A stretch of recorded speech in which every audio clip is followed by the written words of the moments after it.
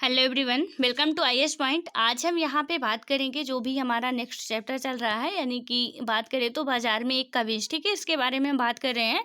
That means कि बाजार में जो कमीज है ये फाइनल रूप से पहुँचती कैसे है हमारे पास तक, उसके बारे में हम समझ रहे हैं, ठीक है। यहाँ पे सिर्फ कमीज का एग्जाम्पल दिया गया है, हालांकि हमको इसमें सब कुछ समझना पड़ता है। यानी कि आप किसी भी प्रोडक्ट का ले लीजिए, हर एक प्रोडक्ट जो होता है पहले रॉ मटेरियल होता है, उसके बाद उसका कुछ अलग जाता है, मतलब जो बाजार चेन होती है, हमने पढ़ा था ना मार्केट श्रृंखला, तो उस अकॉर्डिंग वो एक से मतलब पहले रॉ मटेरियल उत्पन्न किए किसान, उसके बाद वो जाके बेचते किसी व्यापारी को, कोई व्यापारी दूसरे व्यापारी को बेचता है, उसके बाद वो फाइनल रूप से मार्केट में आती है जो हम तक मिलती है, ठीक है।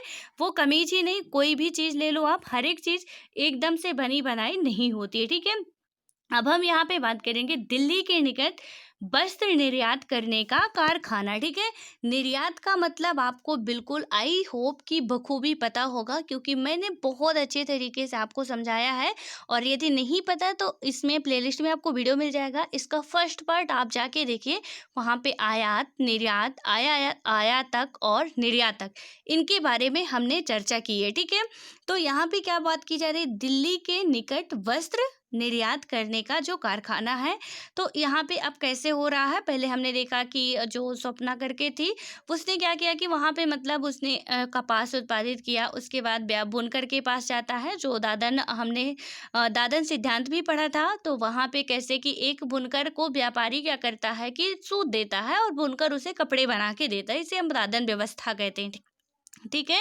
तो यहाँ पे मैंने आपको बताया भी था कि आप दादन व्यवस्था को नोट भी कर लीजिएगा।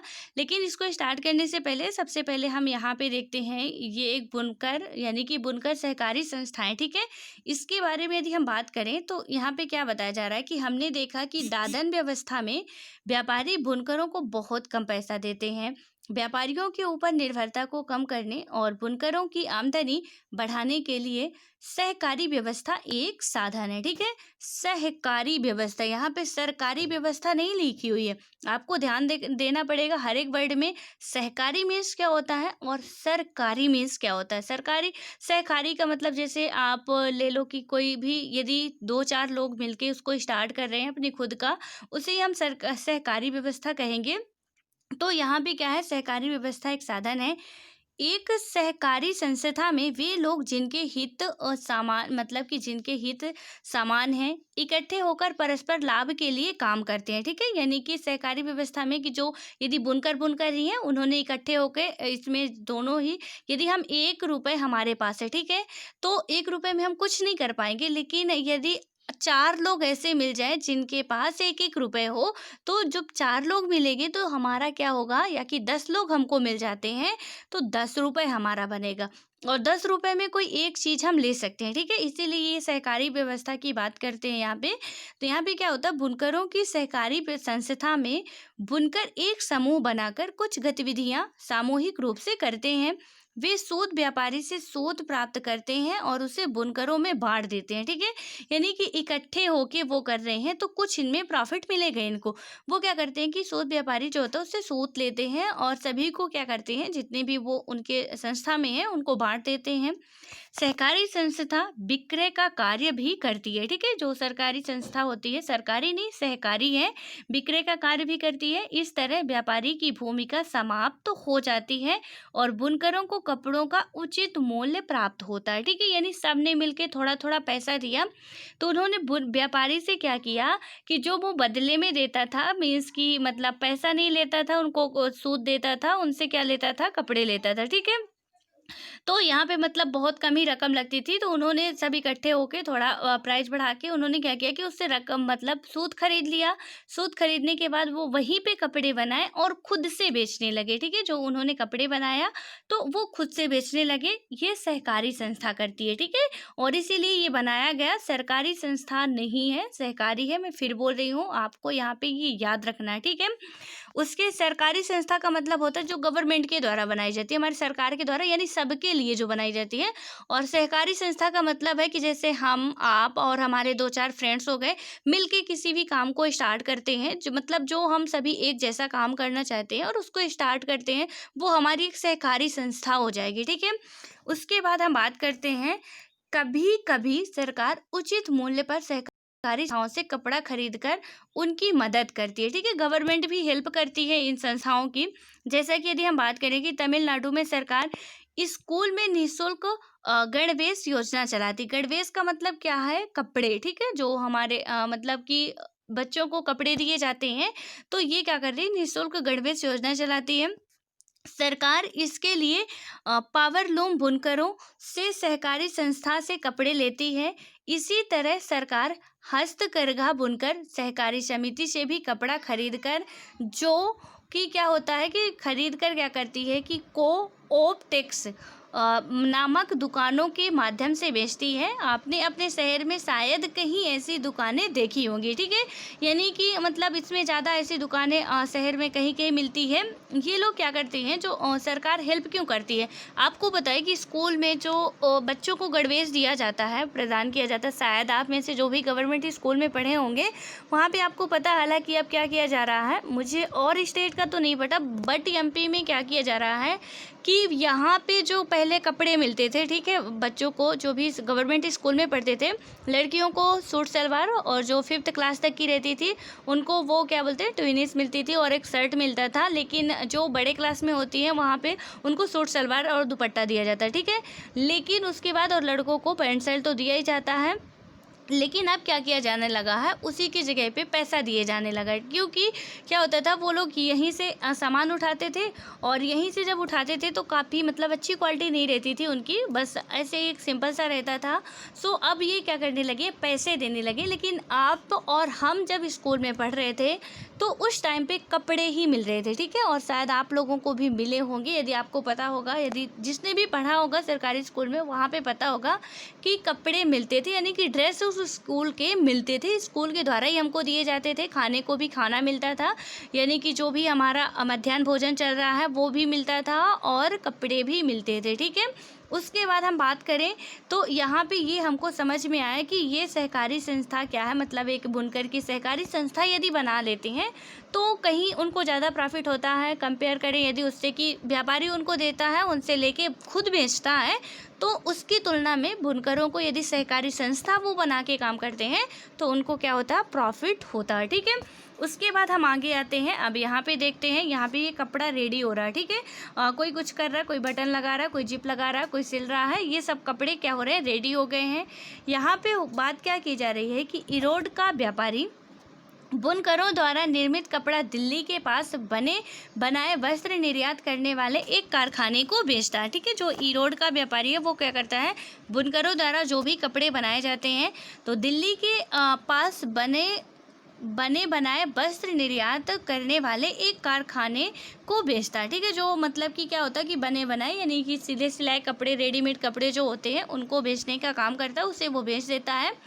वस्त्र निर्यात करने वाली फैक्ट्री इसका उपयोग कमीजें बनाने के लिए करती हैं। ठीक है, यानी कि जो वस्त्र निर्यात करने वाली फैक्ट्रियां होती हैं, निर्यात करने का मतलब है कि जो अपनी कंट्री से यानी हमारे देश में कोई भी प्रोडक्ट का उत्पादन हो रहा है, ठीक है, उसके बाद हम किसी अदर कंट्री को दे रहे हैं, उसे हम निर्यात कहते हैं। तो जो जितनी भी ये फैक्ट्रियाँ होती हैं, निर्यातक होते हैं, ये लोग क्या करते हैं, कमीज बनाने के लिए करती हैं। ये कमीज विदेशी खरीदारों को निर्यात की जाती है। ठीक है, यानी कि जो ये कमीज हो गई वो विदेशी खरीदारों को क्या की जाती है, निर्यात की जाती है। कमीजों के विदेशी ग्राहकों में अमेरिका और यूरोप के ऐसे व्यवसायी भी हैं जो स्टोर्स की श्रृंखला चलाते हैं। ठीक है, यानी स्टोर्स की श्रृंखला चलाते हैं। ये बड़े बड़े स्टोर्स के स्वामी केवल अपनी शर्तों पर ही क्या करते हैं, व्यापार करते हैं। वे माल देने वालों से न्यूनतम मूल्य पर माल खरीदने की मांग करते हैं। साथ ही वे सामान की उच्चतम स्तर की गुणवत्ता और समय पर सामान देने की भी शर्त रखते हैं। ठीक है, यानी कि एक तो माल की कीमत कम देने की बात करते हैं, ऊपर से वो बात करते हैं कि हमको क्या हो कि अच्छी खासी उसकी क्वालिटी वाला माल होना चाहिए, यानी ब्रांडेड कोई भी प्रोडक्ट हो वो होना चाहिए। साथ ही साथ ये क्या शर्त रखते हैं कि उच्चतम गुणवत्ता के साथ उनको समय पे डिलीवरी होनी चाहिए। ठीक है, यानी कि जो भी वो सामान ले रहे हैं वो समय पे उनको मिलना चाहिए। सामान जरा सा भी दोषयुक्त होने पर या माल देने में जरा सा भी विलम्ब होने पर बड़ी सख्ती से निपटा जाता है।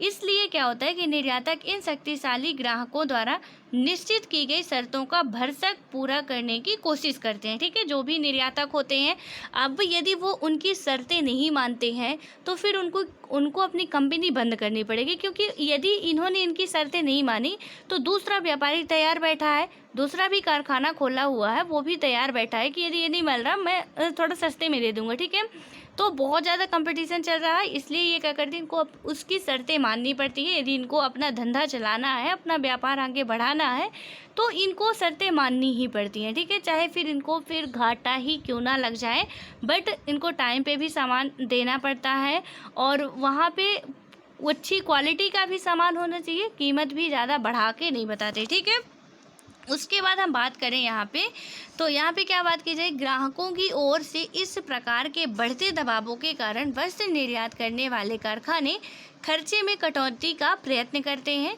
वे काम करने वालों को जहाँ तक संभव हो सके न्यूनतम मजदूरी देकर अधिकतम काम लेते हैं। ठीक है, हमने 6 क्लास में पढ़ी थी कि वहाँ पे एक लड़की थी जो काम कर रही थी, वही कपड़े सिलने का काम कर रही थी।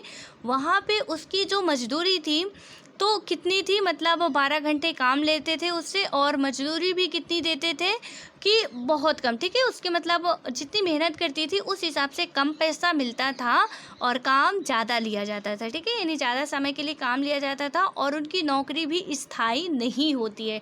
यदि इनका आपको पता है कि यदि कोई गर्मी के कपड़े बना रहा, कोई कारखाने वाला या कोई कपड़े वाला, तो वहाँ पे वो यदि गर्मी के कपड़े जब तक अच्छे खासे बिक रहे हैं, वहाँ पे अच्छे खासे उनको मजदूरों की ज़रूरत होती है, वो रखते हैं।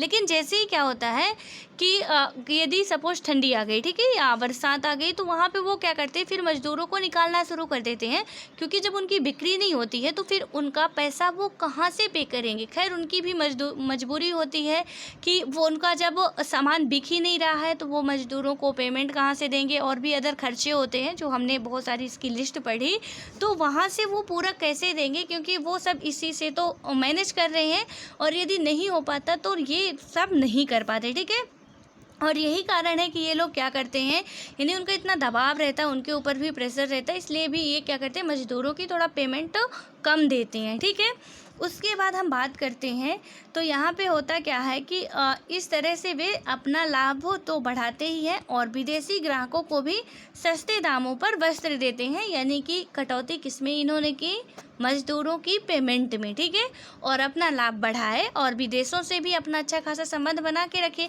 कि ये टाइम पे तो सामान दे रहा है, ऊपर से अच्छी क्वालिटी की अच्छी गुणवत्ता का भी सामान दे रहा है। ठीक है, उसके बाद हम बात करें आगे, तो इम्पैक्ट तो गारमेंट फैक्ट्री में 70 कामगार हैं, उनमें से अधिकांश महिलाएं हैं। ठीक है, एक इम्पैक्ट कोई गवर्नमेंट फैक्ट्री है जिसमें 70 कामगार हैं।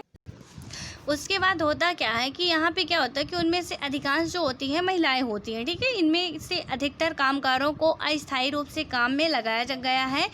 इसका आशय ये है कि जब भी फैक्ट्री मालिक को लगे कि कामगार की आवश्यकता नहीं है, वह उसे कहे, मतलब कि जाने को कह सकता है। ठीक है, जो मैंने अभी अभी जस्ट समझाया कि जब तक उसको ज़रूरत है तब तक वो करवाएगा। उसके बाद यदि उसको लग रहा है कि अभी हमको मतलब इतना ज़्यादा हमारा निर्यात नहीं हो रहा है, कि इतना ज़्यादा सामान की बिक्री नहीं हो रही है, इसलिए हमको अब कुछ मज़दूर कम करने चाहिए, सो वो क्या करता है, कुछ मज़दूरों को बाहर निकाल देता है। ठीक है, उसके बाद यदि हम आगे देखते हैं तो वह उससे जाने को कह सकता है। कामगारों की मजदूरी उनके कौशल के अनुसार तय की जाती है, यानी कि जितने भी कामगार होते हैं, आपको पता है कि हर एक की मजदूरी जो है उनके जो भी उनका टैलेंट होता है उस अनुसार से तय की जाती है।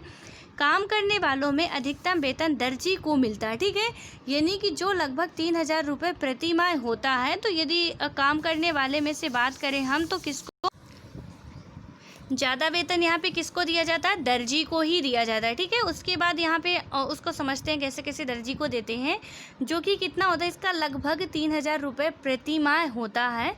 स्त्रियों को सहायक के रूप में धागे काटने, बटन काटने, इस्त्री करने और पैकिंग करने के लिए काम पर रखा जाता है। इन कामों के लिए न्यूनतम मजदूरी दी जाती है। ठीक है, यानी कि स्त्रियां जो है वो दर्जी का काम नहीं करती हैं, उनको सहायता के लिए रखा जाता है। और हमने पढ़ा भी था कि स्त्रियों को माना जाता है बस वो एक सहायक के रूप में ही काम कर सकती हैं, अदरवाइज वो काम नहीं कर सकती हैं, इसलिए भी उनके साथ कुछ ऐसा किया जाता है। तो यहाँ पे क्या हुआ था कि उनको बस ये बटन लगाने के लिए, टाँकने के लिए, इस्त्री करने के लिए, मतलब कि बात करें तो कपड़ों में जो प्रेस होता है उसको करने के लिए क्या किया जाता है, उनको रखा जाता है। ठीक है, या पैकिंग करने के लिए। यहाँ पे यदि हम देखते हैं तो मजदूरों का भुगतान कैसे कैसे होता है। एक दर्जी का पेमेंट होता है 3000 प्रति माह। ठीक है, और एक इस्त्री करना या प्रेस करने का जिसका होता है 1 यानी कि 1 रुपये 50 पैसे प्रति फीस होता है। यानी कि वो जितने भी फीस का मतलब है कि यदि एक पैंट में वो इस्त्री करती है, ठीक है, कोई भी महिला ही यहाँ पे ज़्यादातर रखी जाती है, तो कोई भी महिला यदि एक पैंट में या एक कमीज में वो इस्त्री कर रही है तो वहाँ पे इसको प्रति फीस बोला जाता है कि एक फीस में इसने इस्त्री किया। ठीक है, जैसे कि आप दुकान में भी जाते हैं, मुझे एक पीस ही चाहिए, तो वही एक पीस का मतलब यही है कि मतलब एक ही कपड़े पे यदि इस्त्री कर रही है तो उसको 1.5 रुपये प्रति फीस मिलेगा। ठीक है, उसके बाद है जांच करना कि कैसा सब कुछ है, उसमें मिलता है उनको, या इंचार्ज की बात करें जिसे इंचार्ज बोला जाता है, सबकी चेकिंग वकिंग करना, उनको कितना मिलता है 2000 रुपये प्रति माह मिलता है। ठीक है, और एक धागे काटना व बटन लगाने वाले को मिलता है 1500 रुपये प्रति माह। यानी कि सबसे ज़्यादा वेतन किसका है, दर्जी का है। उसके बाद यदि हम आगे बात करें तो यहाँ पे क्या है, संयुक्त राज्य अमेरिका में वह कमीज जो यहाँ से कमीज बन के रेडी हुई, अब वो संयुक्त राज्य अमेरिका में जाने के बाद उसकी क्या कंडीशन होगी, तो इसमें बात करते हैं। यहाँ पे क्या बताया जा रहा है कि यहाँ पे ये जो आपको कमीज दिख रही है इसका पूरा रेट वगैरह भी आपको दिखाया जा रहा है। ठीक है, कि ये मतलब कि इसका लाभ जो हुआ 600 रुपये हुआ, विज्ञापन का इन्होंने 300 रुपये काटा। और उसके बाद हम बात करें तो भंडारण यानी कि आदि जो भंडारण आदि का होता है 100 रुपये, क्रय मूल्य जो इसका था 200 रुपये था, यानी इन्होंने लिया तो 200 रुपये में था, कुल मिला के इन्होंने जाके बेच दिया कितने में, 600 रुपये लाभ कमाया। ठीक है, लिया इन्होंने 200 रुपये में था, और जब इनका 600 रुपये तो लाभ हो गया, तो अब आप यहाँ पे इमेजिन लगाइए कि वो टी शर्ट जो थी, यानी एक सेट जो थी वो 1200-1500 रुपये में बेच दी उन्होंने। ठीक है, और यानी कि 200 रुपये की चीज़ को 1200-1500 रुपये में बेच दी, तो ज़्यादा प्रॉफिट यहाँ पे किसको हो रहा है, जो फाइनल रूप से मार्केट में आती है। यहाँ पे हम कल भी बताए थे आपको कि मेन रूप से हमको समझना क्या है, मेन मुद्दा यहाँ पे क्या समझने वाली बात है, जो वो आखिर है क्या चीज़।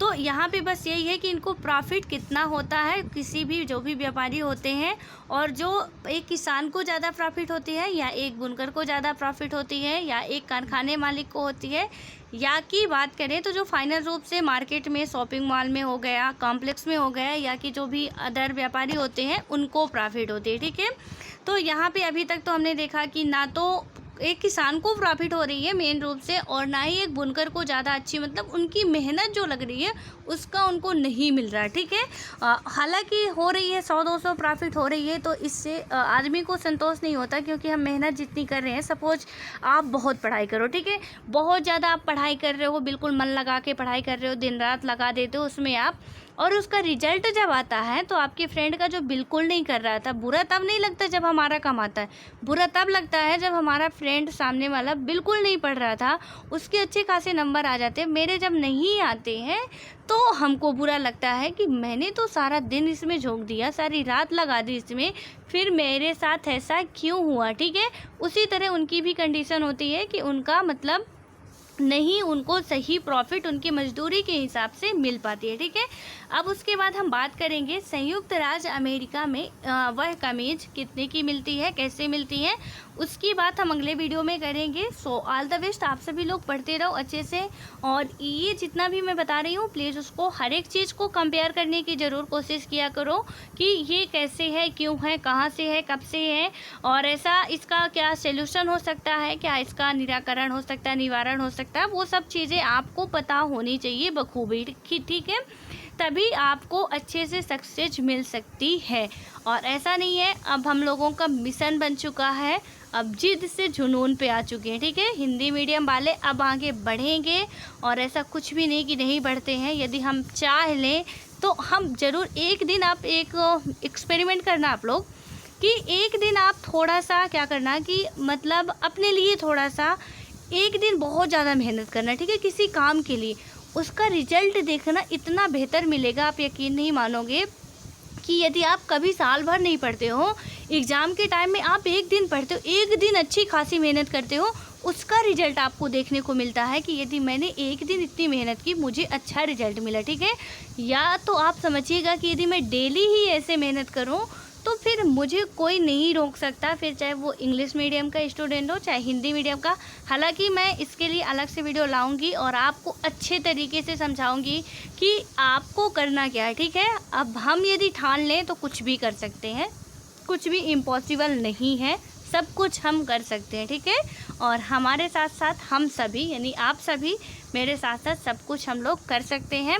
और एक इम्पॉर्टेंट बात मैं आपको और यहाँ पे बोलना चाहूँगी, थोड़ा सा टाइम लूँगी आपका। यहाँ पे क्या हुआ था, संडे को एक आरक्षण का वीडियो आया था, वहाँ पे काफ़ी ज़्यादा मैंने कमेंट देखे, जो था मतलब 2 ही 3 लोग थे जो कि ऐसा बोल रहे थे, ठीक है। यार आप लोग एक सिविल सर्विस के स्टूडेंट हो, थोड़ा ज़रा अपनी नज़र से सोचा करो, ठीक है, कि यहाँ पे क्या बताया जा रहा है और वहाँ पे आपको समझाया क्या जा रहा है। वहाँ पे सिर्फ इतना समझाने की बात थी कि आरक्षण क्या है, ये कैसे लाया गया प्रेजेंट टाइम में, क्या इसके मूल तत्व जो भी हैं क्या वो होने चाहिए। क्योंकि यार देखो, अब जब हमारी सिचुएशन ऐसी थी, जब जिस टाइम लाया गया था उस टाइम की कंडीशन थी कि हम जातिवाद पे कर सकते थे, ठीक है। लेकिन क्या आपको लगता है कि अभी हम जातिवाद पे कर सकते हैं? मतलब एक ईमानदारी से आप लोग सोचिए ज़रा, एक सिविल सर्विस के स्टूडेंट से कोई जातिवाद नहीं है, ठीक है, कि कोई आप जातिवाद से सोचो कि यहाँ पे हम हिंदू मुस्लिम सिख ईसाई सब हम एक ही हैं, कुछ भी अंतर नहीं है और कुछ भी यहाँ पे फ़र्क नहीं है, ठीक है। लेकिन ये जो है वहाँ पे क्या आपको नहीं लगता कुछ सुधार होना चाहिए, कुछ होना चाहिए? सो आप लोग प्लीज़ थोड़ा जितने भी पॉइंट आते हैं कभी कभी आप लोग क्या है कि थोड़ा अच्छे तरीके से उसको गहन सोचा करिए उस पर, उसके बाद आप कोई कंक्लूजन पे आया करिए कि आखिर ये है तो है क्या चीज़, ठीक है। और यहाँ पे हमको कोई मतलब नहीं है हिंदू मुस्लिम सिख ईसाई, और कोई भी मतलब नहीं है राजनीति में जाने का, ठीक है। मैं हमेशा आपको बोलती हूँ कि हमको राजनीति पढ़नी है, राजनीति करनी नहीं है। वो राजनेता हमारे बखूबी कर रहे हैं अपना जो भी कर रहे हैं, और अच्छे तरीके से आपको भी पता है कि कर रहे हैं, ठीक है। हमको सिर्फ उसको पढ़ना है, समझना है, उसमें जो भी हम सुधार कर सकते हैं या सुधार करने के लिए अपनी राय दे सकते हैं वो कर सकते हैं। आपको पता होना चाहिए कि यदि हमारे सीएम या पीएम बोल रहे हैं, वहाँ पे एक आईएएस आईपीएस ही उसका स्पीच तैयार करता है, ठीक है। वहाँ पे जो सचिव बनाए जाते हैं तो एक आईएएस ऑफिसर ही सचिव बनाया जाता है फाइनल रूप से, तो यही तैयार करते हैं उनका स्पीच की उनको बोलना क्या क्या चीज़ें हैं।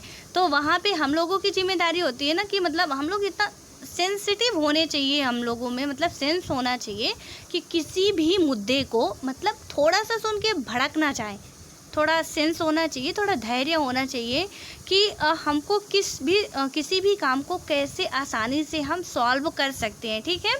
तो यहाँ पे ये सारी बातें होनी चाहिए और आप लोग खैर अपना दिमाग लगाते हो, अच्छी बात है, और ऐसे ही पढ़ते रहिए, बस ऑल द बेस्ट हो। और मैं कुछ नहीं कहना चाहूँगी, बस आप लोग आगे बहुत ज़्यादा समझदार हैं, ठीक है। सो बस यही है मेरा कि थोड़ा आप लोग मतलब कोई भी चीज़ को पहले पूरा सुना करिए, उसके बाद ही क्योंकि एक वक्ता से अच्छा होता है एक अच्छा जो श्रोता होता है। आपको पता है कि जब हम किसी चीज़ को, जब एक तो अच्छा सुनने वाला होगा ना, तो उसके वो जब किसी की बात को सुनेगा तो उसको आंसर देने की जो शक्ति होगी वो और बढ़ेगी, क्योंकि उस आंसर को ध्यान से क्वेश्चन को सुन रहा है और उसका वो मन ही मन आंसर भी सोच रहा। अब ऐसा नहीं कि उसने क्वेश्चन स्टार्ट ही नहीं किया कि हाँ राम ने, तो बस हमने उसका मतलब राम के आगे सुने ही नहीं, बस लोग लिए कि भैया तू आगे क्या बोलेगा, मैं ही बताती हूँ सारी राम कथा। तो ऐसे में क्या होता है ना, तो उसका क्वेश्चन स्टार्ट हो पाता है ना हमारा आंसर ख़त्म हो पाता है।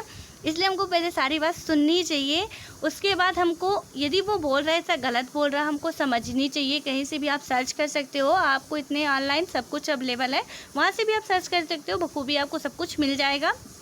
सो बस मैं यही कहना चाहती हूँ, आप एक सिविल सर्विस की तैयारी कर रहे हो, ठीक है, और वहाँ पे हमको अपने धैर्य के साथ साथ अपनी बुद्धि विवेक सबका यूज करना पड़ता है। सो आप लोग प्लीज़ मतलब थोड़ा बहुत सोचा समझा करिए, उसके बाद ही किसी कंक्लूजन पे जाया करिए, ठीक है। किसी ने बोल दिया कि कौवा कान ले गया, तो वैसा नहीं कौवा के पीछे भाग जाएं, पहले हम कान देखेंगे अपना, भैया कान है मेरे पास कि नहीं है, या कि ले ही गया। तो इस तरह का हमको होना चाहिए, ठीक है। So all the best. I think कि आपको समझ में आ गया होगा।